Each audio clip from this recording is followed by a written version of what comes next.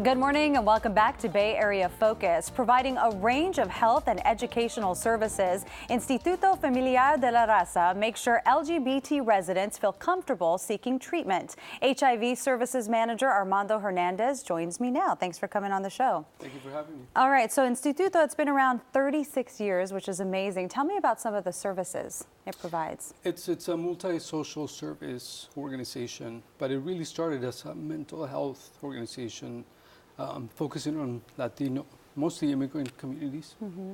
And you give social support to adults and children? Yes, anyone, mostly families with young children, but also adults and youth. And the overall mission? It's really to focus on prevention, well-being, mental health. So we don't do medical services, but everything else, support, psychiatry, therapy, social work, that kind of thing. And then you are the HIV Services Manager. Tell me about that part of it. Yes, one of the large programs of Instituto is HIV Services. Mm-hmm. And we opened a new center 3 years ago, really to focus on the LGBT Latino community in San Francisco. It's a partnership with Mission Neighborhood Health Center. And tell me about the concern among the Latino population when it comes to HIV. Yes, you know, actually there's a huge problem still with the HIV epidemic in San Francisco. The overall numbers have decreased in the past few years, but when it comes to Latinos, the numbers have actually increased since 2009. So the Department of Public Health gave us these funds 3 years ago to do something about that. So a decrease overall in the country, but an increase among Latinos. Why is that?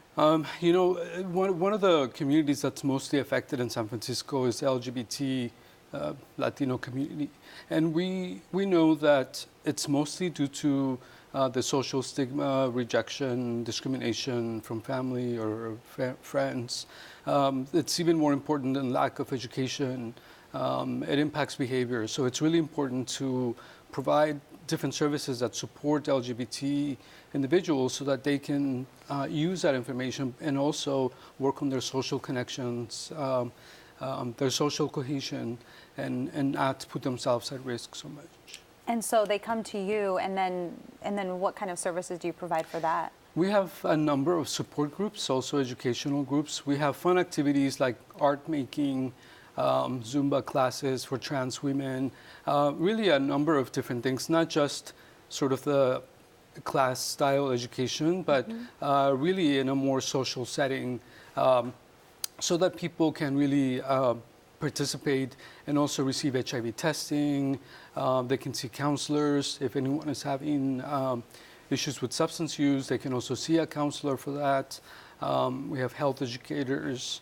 So it's really a number of different services. And if someone does test positive for HIV, we have someone on site that can help them connect to medical services right away.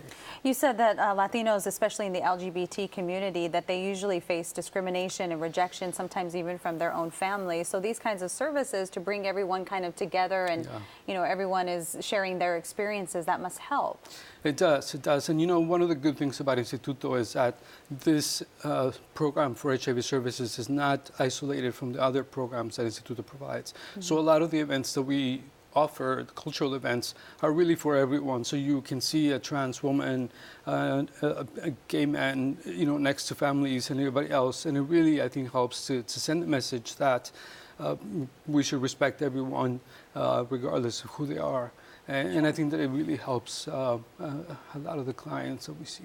And you have community events, and a big one too, right? Yes, yes. Well, we have an annual event. It's called Miss and Mr. Safe Latino. This is the 23rd year that Instituto produces this event. It's really sort of a theater production. It happens at a large theater here in San Francisco. And the focus when it started was to bring attention to the HIV epidemic amongst Latino immigrants. It's now become a larger event. It's a bilingual event. It's a family-oriented event.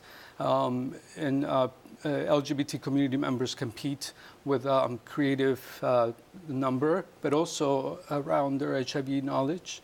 And so we have a judge panel, and they score people based on their talent, but also the answer they gave to the question that they selected. So it sounds like an educational event, but it also sounds like a lot of fun. It's really fun. Yeah. It's really fun. We have 500, 600 people at the theater.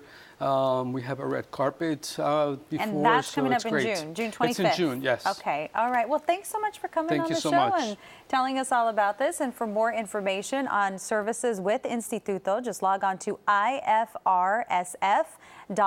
Again, that's ifrsf.org. That's it for this week. We'll be back with more Bay Area Focus next week. Have a great day.